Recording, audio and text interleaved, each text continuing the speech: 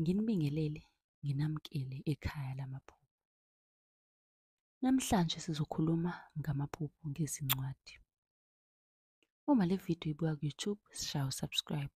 Uma ibuka ku-TikTok, ngicela ungi-inbox, usifollowe, ucele inamba inbox ukuze uzosibuza njalo amaphupho ekuseni oba nawo. Amaphupho ngezincwadi.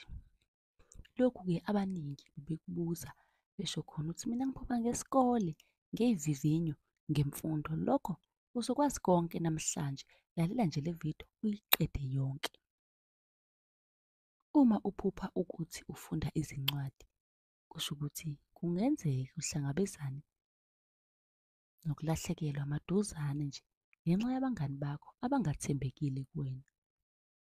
Uma uphupha ukuthi ufunda izincwadi zesikole, kusho ukuthi uzojabula maduzane ngenxa yokusebenza kwakho kanzima.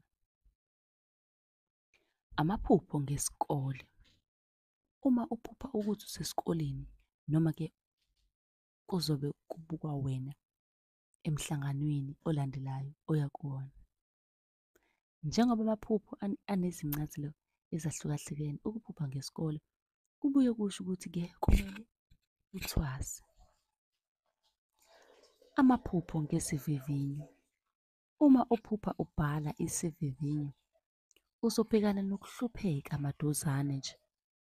Kunabantu abafuna ukukujikela, kodwa-ke uma usebenza kanzima uzophumelela futhi. Amaphupho ngemfundo. Uma uphupha ukuthi usesikoleni noma wenza ikhozi ethize, kusho ukuthi uzophumelela empilweni yakho. Mlaleli, bengicela ukuthi-ke uma unombuzo ubuze kwi-comment. Uma unephupho, buza phela iphupho lakho.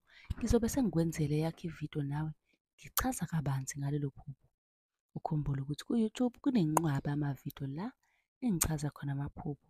Naku-TikTok ngokunjalo uzofica inqwaba yamavidiyo la engichaza khona kabanzi ngamaphupho. Bese-ke ucela inamba ukuze uzongibuza njalo ku-WhatsApp ukuthi leli phupho elikuhluphayo libika ukuthini empilweni yakho. Ushere nelinki kohleli nabo ukuze nabo bezowazi kabanzi ngamaphupho. Nisale kahle.